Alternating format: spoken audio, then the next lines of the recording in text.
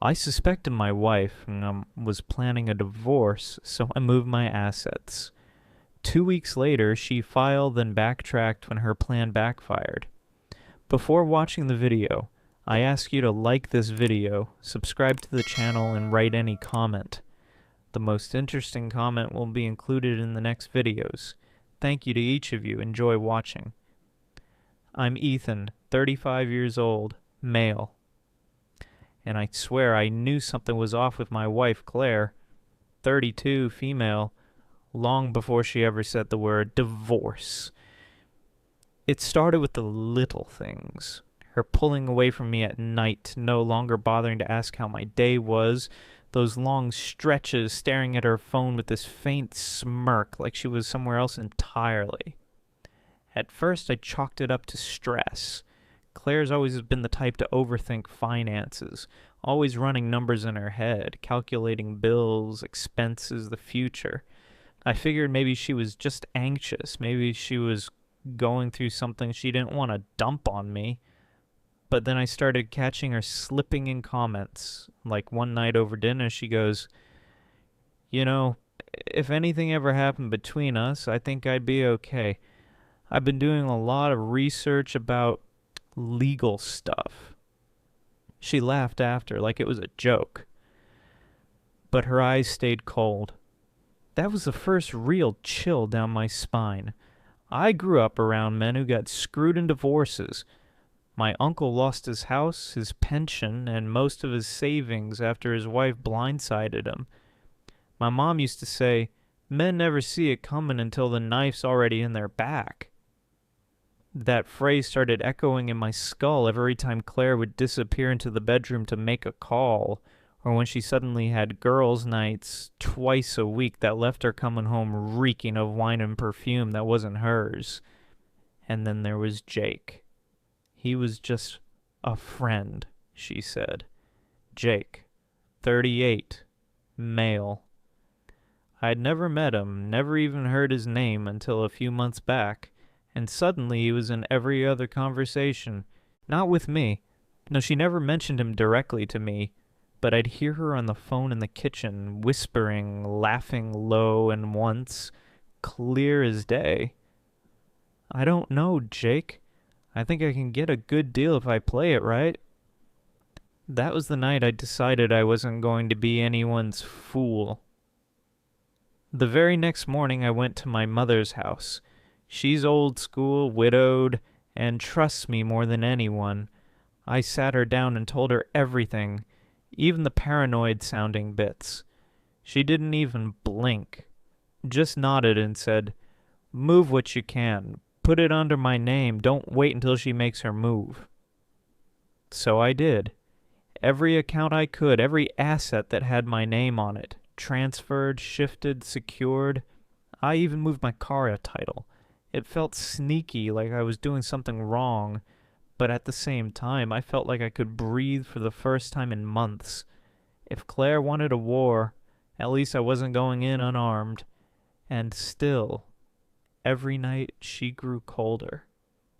Every night she pulled further away from me, while Jake's shadow loomed larger and larger in our home, though I'd never even seen his face. I knew the storm was coming. I just didn't know how violent it would get. A few weeks after I'd moved everything into my mom's name, Claire's behavior started turning from distant to downright eerie. She'd walk around the house like a tenant, not a wife. We'd pass each other in the hallway, and she wouldn't even make eye contact. Nights were the worst. She'd curl up on the far edge of the bed, scrolling endlessly, whispering into her phone when she thought I was asleep. One night, I caught her in the living room, sitting cross-legged with papers spread out like she was cramming for an exam. She didn't hear me at first, so I just stood there watching. She had a notepad open with columns. Assets, accounts, property values. My chest went tight. When she finally noticed me, she jumped like I was a stranger breaking in. "Jesus, Ethan, you scared me," she hissed, snapping the folder shut so fast she bent the metal clip. I asked what she was working on, and she gave me some flimsy excuse about budgeting. But Claire hadn't touched our budget in years. That had always been my thing. The next day I found the bent metal clip sitting in the trash, and it felt like staring at the smoking barrel of a gun. She wasn't planning our future, she was planning my financial execution. And then there was Jake. His name started slipping out more once she left her laptop open while she was in the shower. A text thread with Jake, work, was right there at the top. Only Jake didn't talk like a coworker. Messages like, make sure you don't tell him yet. Timing is everything. And once you file, I'll help you through the settlement. Trust me, you'll be fine. I sat at the kitchen table after reading those, heart hammering so loud I thought it would wake her. That was the moment I knew this wasn't paranoia. This was a setup. Claire was being coached. Jake wasn't just some guy. He was her advisor, her strategist, maybe even more.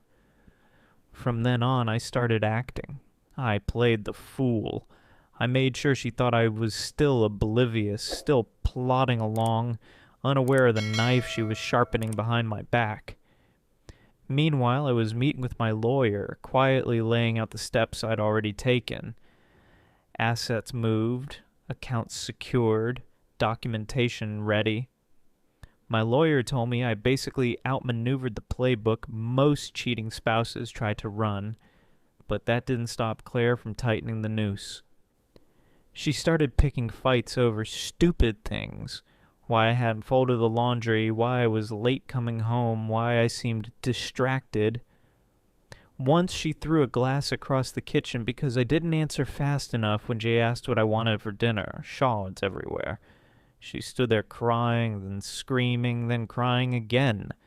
It wasn't about the glass. It was about building a case, painting me unstable. And every time she screamed, I felt myself locking further into this icy calm. She thought she was playing chess. She didn't realize I'd already moved my queen. I could almost hear my mother's voice in the back of my mind.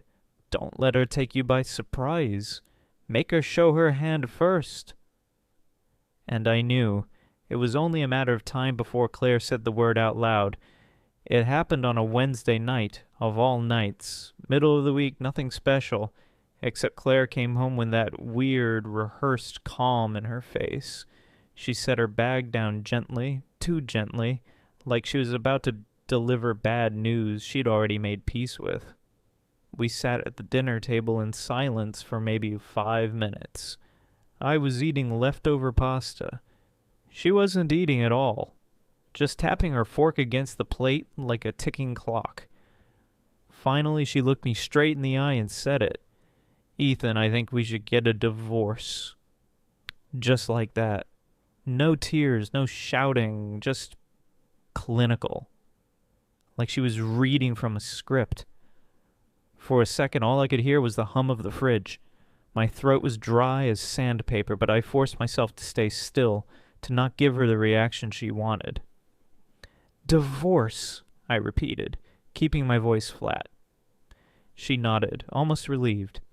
Yes, I think it's the best option for both of us. I've already looked into mediation. It doesn't have to get ugly. That word, already. It hit me like a punch.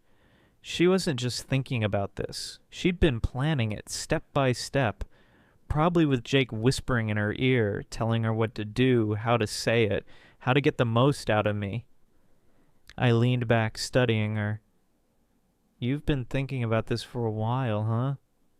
Her eyes flickered, that microsecond of panic before she forced herself to smile. I mean, yes, things haven't been good between us. You must see that. And then she started listing reasons, manufactured grievances, how I didn't connect with her anymore, how I'd been cold, funny coming from her, how I worked too much, how we wanted different things. Each excuse sounded rehearsed, like lines from a play she'd memorized. I wanted to scream, to ask her if wanting different things included Jake, to throw her laptop across the room and demand she stop pretending. But I stayed calm. because I had my own script. I nodded slowly, letting her think she was in control. If that's how you feel, we'll figure it out. Her shoulders dropped like she'd just scored her first big victory. She even reached across the table, trying to touch my hand like we were partners in this. I pulled mine back casually and went back to my pasta. Her face twitched. Anger, confusion, both. That night she slept soundly for the first time in weeks. Probably thought she had finally trapped me where she wanted me. But lying awake in the dark, staring at the ceiling, I felt a strange kind of peace. Because now, the war was officially declared. She thought she'd cornered me. She didn't know I'd already stripped the board bare before she even moved her pawn. The weeks after Claire dropped the D word were like living in a bad play where everyone knew their lines but me. Only I wasn't improvising. I was biding my time. She was suddenly so nice. Too nice. Making coffee in the mornings, asking how my day was, leaving little post-its on the counter like we were in some Hallmark marriage. But the mask kept slipping. I'd catch her texting late at night and smiling at her phone like a teenager. Once, I walked past her office door and heard her say, "Jake, he has no idea. This will be over soon." My blood went cold, but I kept walking, face blank. Behind the curtain, she was moving fast. Papers started showing up from her lawyer, talk of mediation, fair division of assets.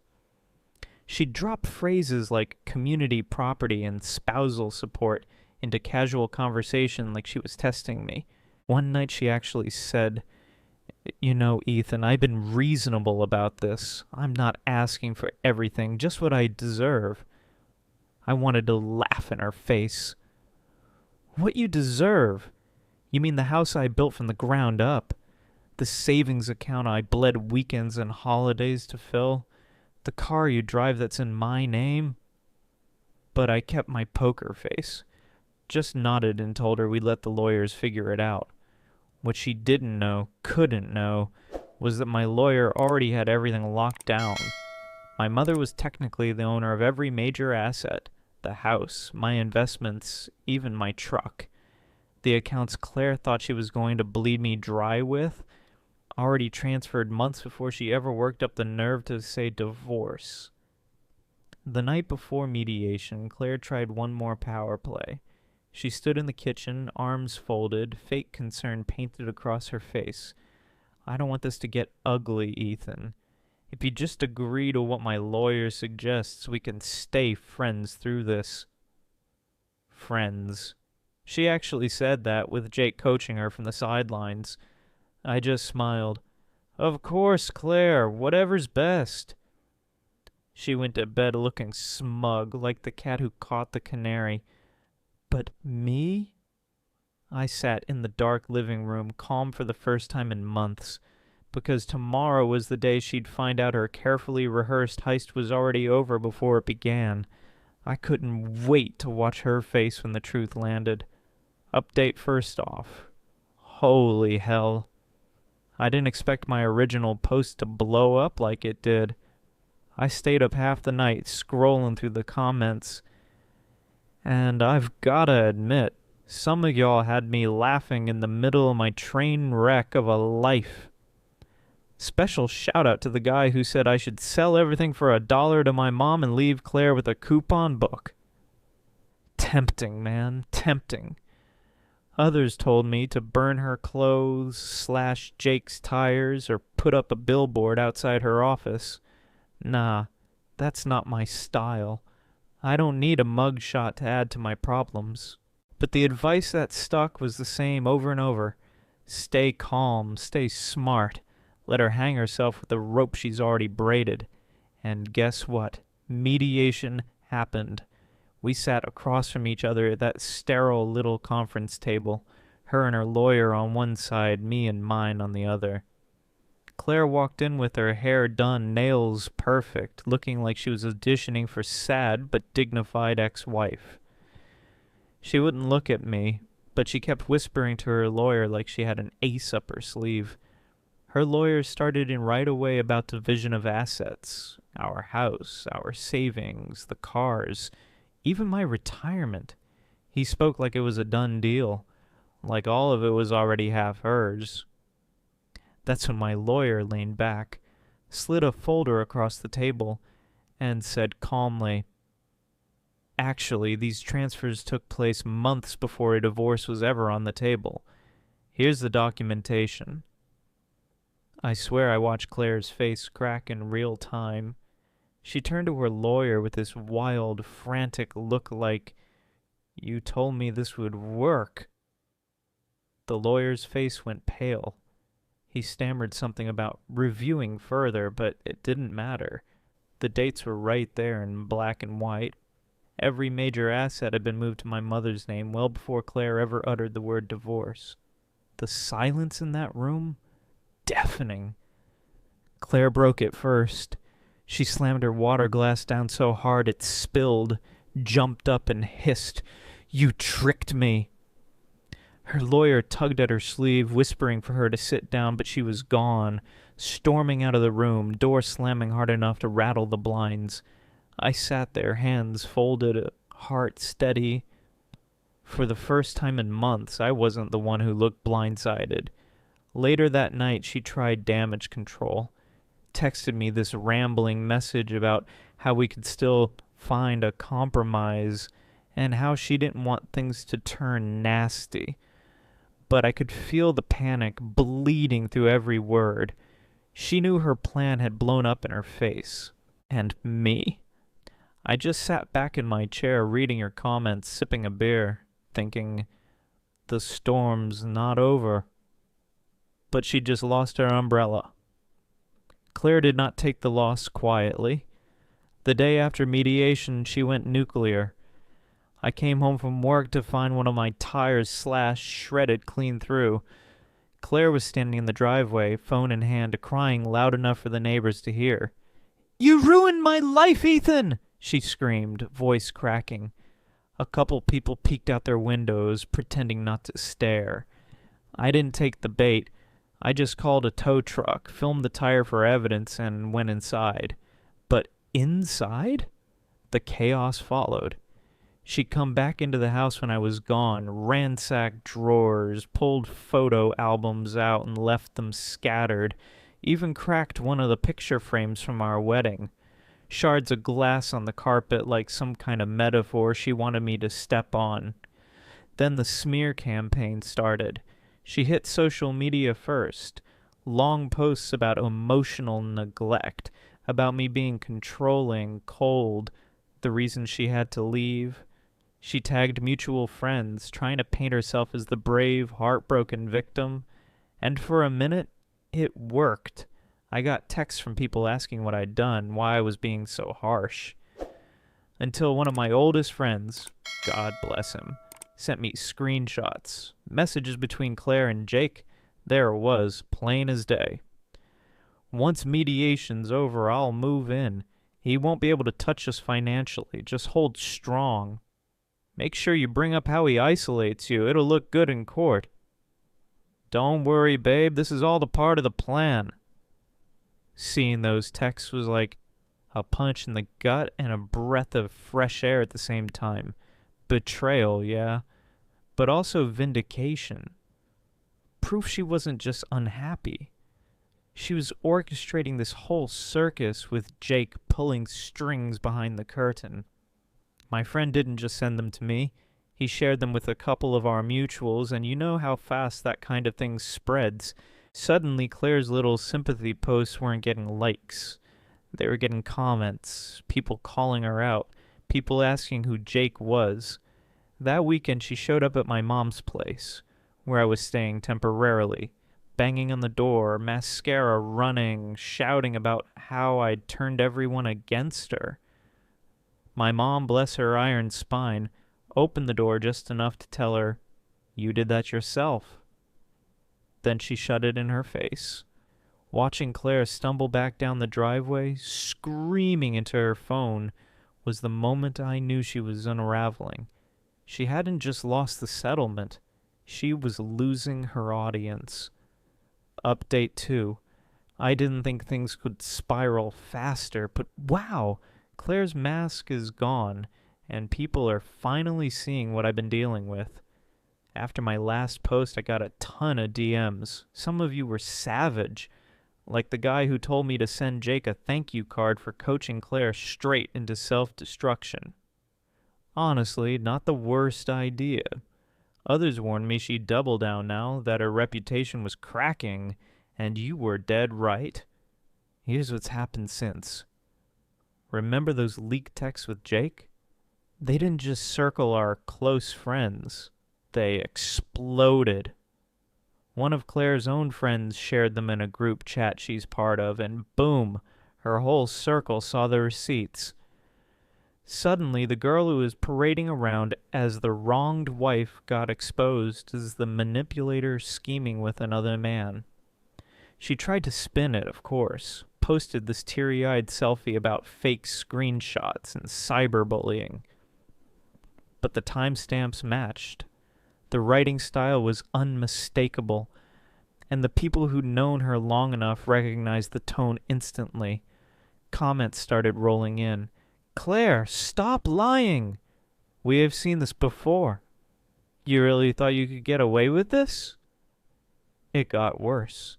Someone, no idea who, but I have suspicions, sent those texts straight to Jake's wife. Yeah, turns out Mr. Financial Genius wasn't as available as Claire thought. His wife torched him online, tagging both of them in a scorched earth post that made even me wince. Suddenly, Jake ghosted Claire completely. No more texts, no more coaching, nothing. And Claire... She panicked. She blew up my phone with calls, voicemails, long rants about how I'd humiliated her and taken everything.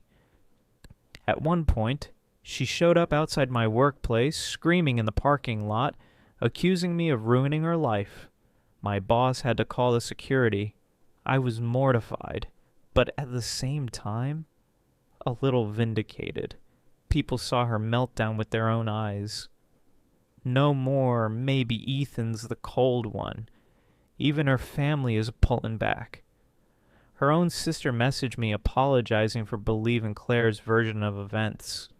Said Claire's been manipulative since they were kids, and now she's finally burned every bridge.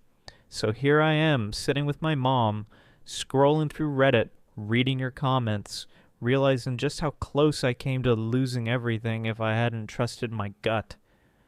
Claire thought she was playing chess. She didn't realize she was moving pieces on a board I had already cleared. The divorce is still being finalized, but her demands, gone. Her reputation shattered. Jake out of the picture. And me?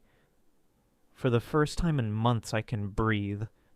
The final hearing came quicker than I expected.